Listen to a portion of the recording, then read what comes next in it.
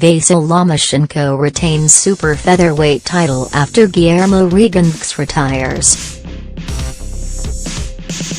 The Cuban was way behind on the cards against the supreme WBO super featherweight champion, but then he refused to come out for the 7th round. Rigondeaux was frustrated by the bigger and better Lomachenko in all but one of the rounds and had a point deducted in the 6th for persistent holding. The former WBA super bantamweight champion revealed he injured his left hand in the 2nd round, but the withdrawal left a bitter taste. Rigondeaux had asked for a huge night like this for years, so he will have only lost more respect with the ending of this fight as he looked for a way out. But it should take nothing away from the brilliance of Lomachenko, who cemented his place as the best fighter on the planet with just his 10th win out of 11 professional fights.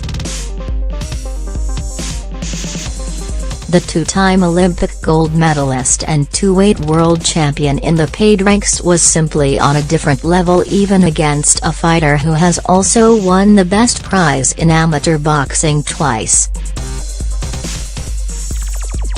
Rigondeaux became the 4th man in a row to retire against Lomachenko, and the crowd booed. Boxing's purists could not wait for this fight, and, at times, it was a brilliant matchup between the sport's two most skilled fighters.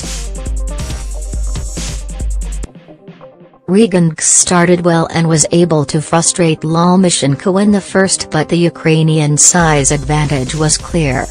Lomachenko's superb jab helped him dominate the 2nd round, and his footwork allowed him to close the distance with ease.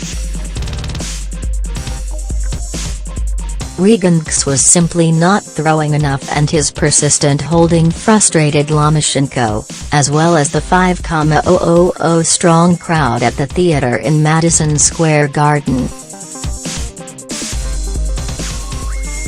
Lomachenko landed a big left in the 3rd and the rattled-through jabs as Rigondeaux stood in front of him and did not have the sharpness to get out of the way. With no left hand to deter the defending WBO super featherweight champion, Rigondeaux was looking in trouble in the 4th, and it looked like the Ukrainian would force a stoppage. He continued to dominate in the 5th, and some of his work, sharp jabs followed by left hands to the head and body, was simply outstanding. Rigondeaux did land a good left in the 6th, but it was still Lomachenko's round. Then the drama happened as the Cuban's corner indicated their man didn't want to continue. Rigondeaux became the 4th man in a row to retire against Lomachenko, and the crowd booed. It was made worse by the fact the Cuban failed to properly credit the brilliance of his opponent, citing the injury as the only reason he lost. But that was not true, as Lomachenko was superb, and if he continues to rise through the weights, and does not add to his solitary defeat, then he could become one of the best ever. He's not far off that level already, that is for sure. While at 37, and having surrendered his WBA super bantamweight title, Rigondeaux's career looks finished.